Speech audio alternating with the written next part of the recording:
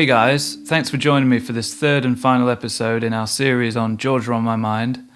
In episode 1 we looked at the basic chords and the basic melody.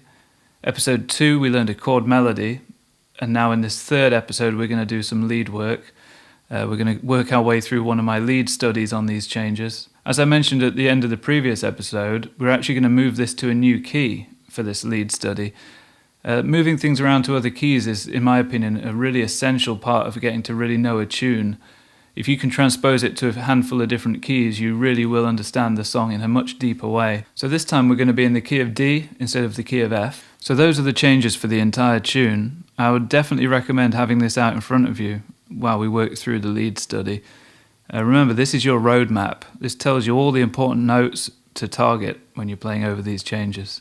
If you go to the link in the description, you can get hold of this chord grid, plus all the other lesson materials for this session, including a backing track. Okay, so the first phrase, we're playing over a D major 7 chord. We're going to target notes from that chord. We're going to play the major 3rd, and the 7th, and the 5th. Then in bar number 2, we're going to target the flat 7 of the C sharp minor 7, the flat 3, and then the 3rd of your next chord, the F sharp 7. Bar number 3, we're on B minor. Starting on the minor 3rd. Landing on this 3rd fret on the G string, which anticipates the chord change in the next bar. That's your minor 3rd of the G minor. Then we're going to play the 5th and the 6th to get up towards the 3rd of that D major 7 in the next bar. This note here is common to both the D major 7 and the B7, so that's going to sound nice hanging across that change. Then the E minor 7 comes along. We target the minor 3rd, then we resolve this flat 7 to the 3rd of the A7 that comes up next. That in itself is a 2-5. Just like what we had in bar 2 with the C sharp minor 7 and the F sharp 7, very similar. After that 2-5, we're going to move up to a C major triad. Now let's explain why there's a C7 chord there in the first place in bar number 7. That's where initially we would have had the 3 chord of the key. So in the key of D that would have been the F sharp minor 7. It's really common in jazz to substitute chords or alter the quality of a chord. In this case, we could take an F sharp minor 7 and turn it into an F sharp dominant 7, changing the quality. We can go one step further than that and change the bass note to the note that's a tritone away, making it a C7 chord. So that would be a tritone substitute. F sharp 7 becomes C7. Only one note is actually changing. I do have a whole lesson on that on my channel, so please do check that out. So now that we can think C7, we can also just think C major triad. Then we can connect that to a B7, also just thinking B major triad initially. Add the flat 7 in, resolve that to the 3rd of E7. Move down again to the flat 7 of A7. Move down again to the 3rd of the D chord. So you end up with this nice little run. B7, E7, A7, D major, where the D string and the G string are moving chromatically until the point of resolution. That's a nice little thing to be aware of. So that phrase sounds like this.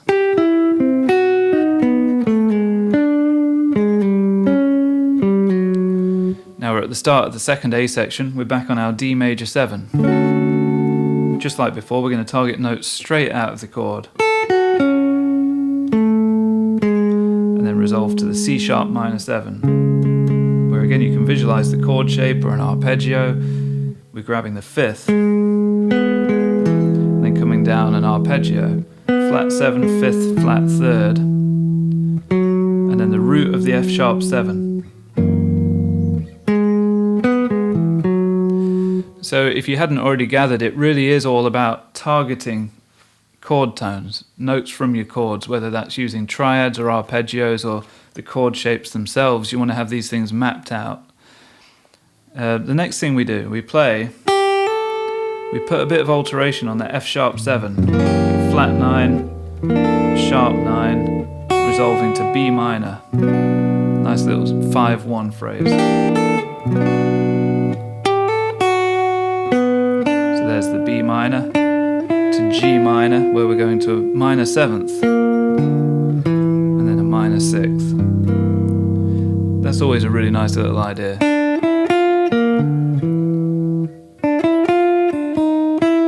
A lot of different ways to do it. Flat 7 to 6 on the minor chord, especially when it's a 4 minor, always works really well. You hear Django do that a lot. So after that we go back to our D major 7, where we grab the 3rd and the 7, and then move up to the root of the B7.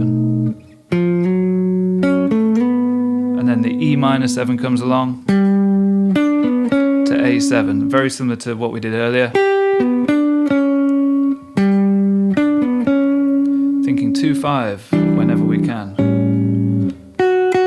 On the A7 we grab the 13, which hangs across the change to the D major 7. Then we have G minor. That's that 4 minor again, resolving to the 3rd of D. Again, a really important movement to work on. Try and think in cadences whenever you can.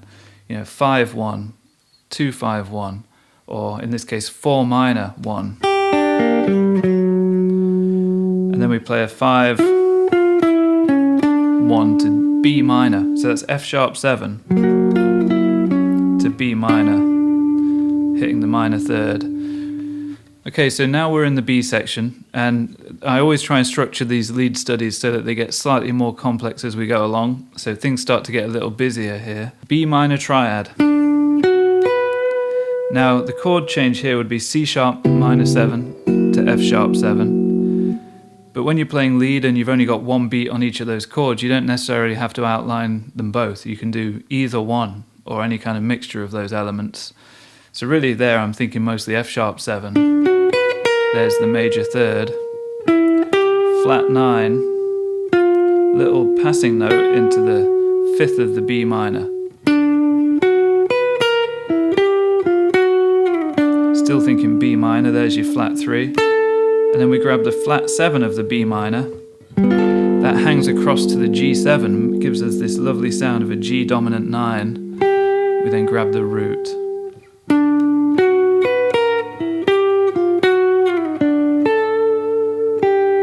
This idea of targeting a 9 on the G7 there sounds really good at that part of the tune. You could also try targeting the flat 7 or the 13.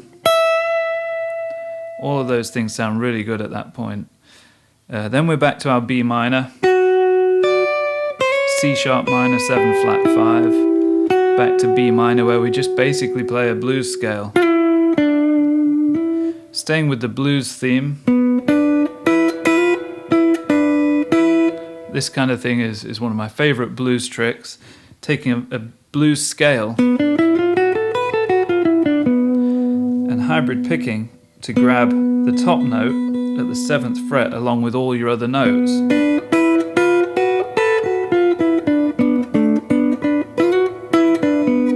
We just use a small run there. We go, and then we climb the pentatonic. But the chord is C sharp 7 now suddenly, so we grab the root of that. There's the C sharp. We then play a little bit of decorative stuff to get to our F sharp minor 7. To the B7, where again we're thinking of things in 2-5 movements. We've had a bunch of them. At this point, taking the F sharp minor, walking down from the root to the flat 7, resolving to the 3rd of the B7. Then we take the flat 7 of B7, resolve it to the flat 3 of E minor, flat 7 of E minor, resolving to the 3rd of the A7, and then augmented 5th.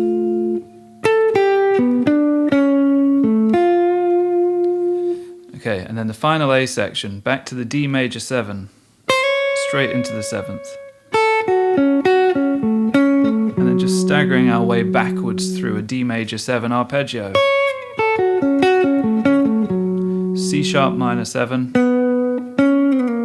the F sharp 7. Again, notice how there's this flat 7 of C sharp minor, resolving a semitone down to the 3rd of your F sharp 7.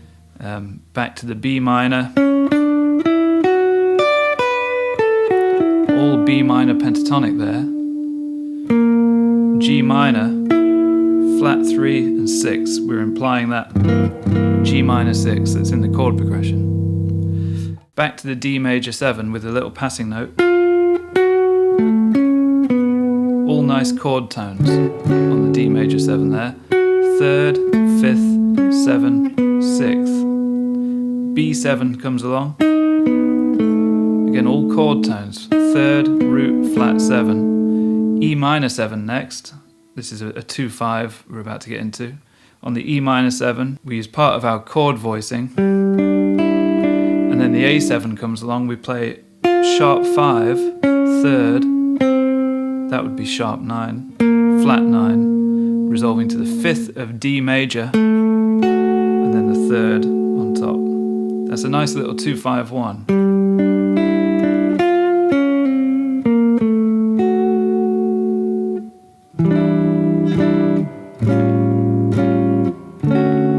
That's how it would sound in chord form.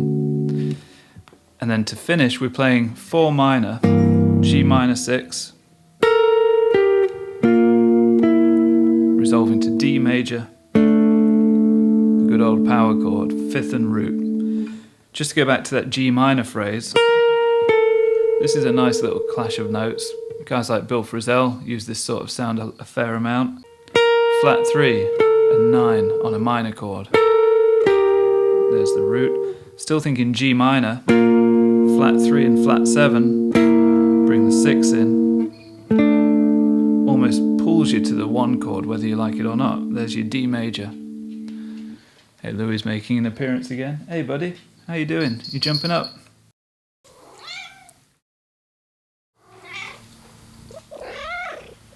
Good boy.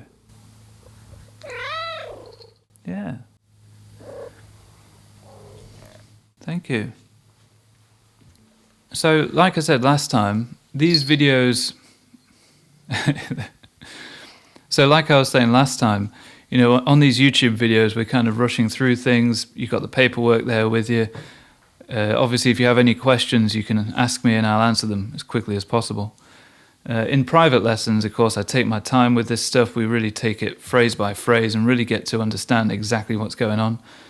But things are condensed, of course, for the YouTube stuff. A couple of key things to think about, though. The amount of times we mention 2-5, there's a reason we talk about that stuff. It's not just trivia. You know, we need to know where the 2-5s are because they actually simplify our approach in quite a profound way. Don't they, Lou? What do you think? Yeah? You're a fan of 2-5s? Just give me a minute. So let's take this example of E minor 7 to A7. We could say that's a 2-5 in the key of D. Come on, bud, watch out. Yeah, so let's take this example of E minor 7 to A7. That's a 2-5 in the key of D. Notice how there's this key moment within these changes where the flat 7 of the 2... Come on, Lou. Notice how the flat 7 of the 2 will always resolve down a semitone to the 3rd of the 5. That's a really useful thing to notice.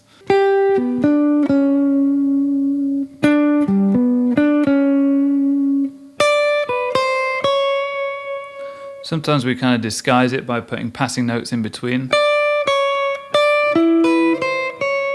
But really the main event is the flat 7 of the 2 resolving to the 3rd of the 5. That always sounds great.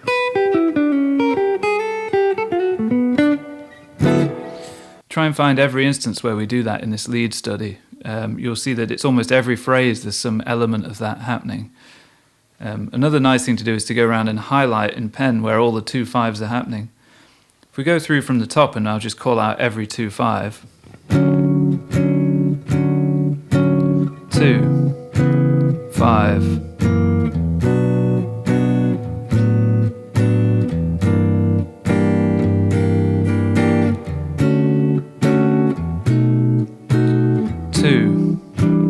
2/5.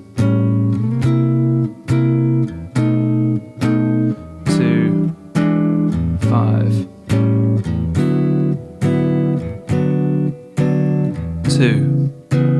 2/5.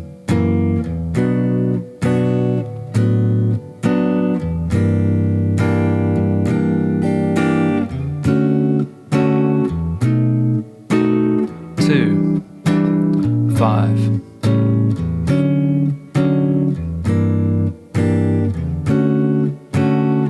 2/5.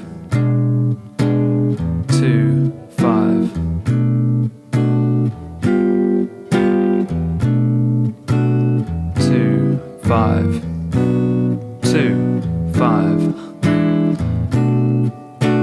2/5. 2/5.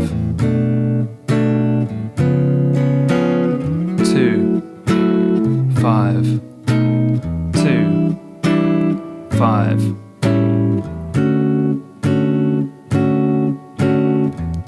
2/5. 2/5.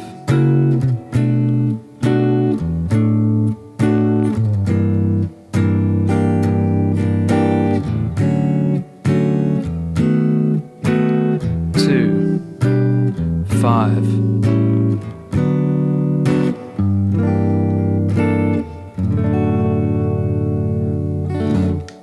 Pretty interesting, really. I mean, that's really good to highlight that stuff. When you're playing lead, that really simplifies things, because really you just focus mostly on navigating that moment of flat 7 to 3 somehow. And there's a lot of cool ways to do that. I mean, listen to Charlie Parker, for example.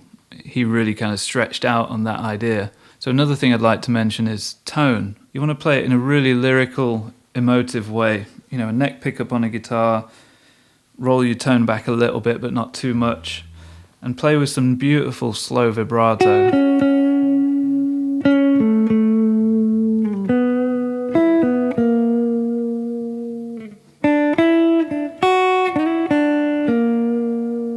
Really let the notes sing out.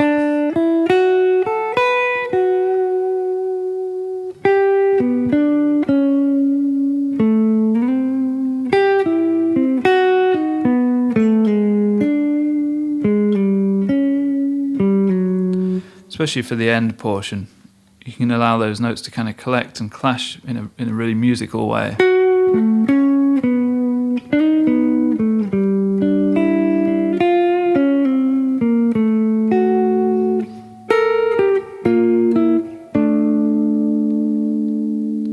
Really focus on draining every last little bit of juice out of the note. So I think we'll leave that there. If you have any questions, please do put them down in the comments below.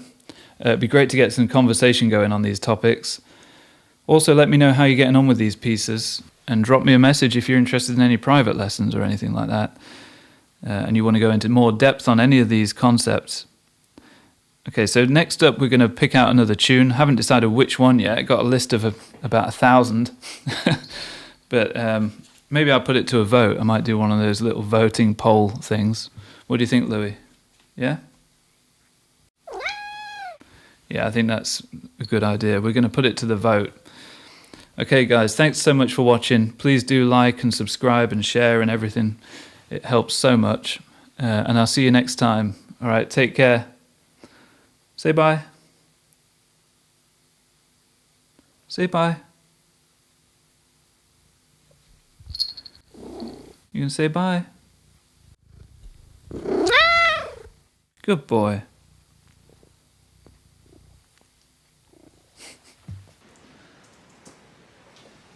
Good boy, you hungry?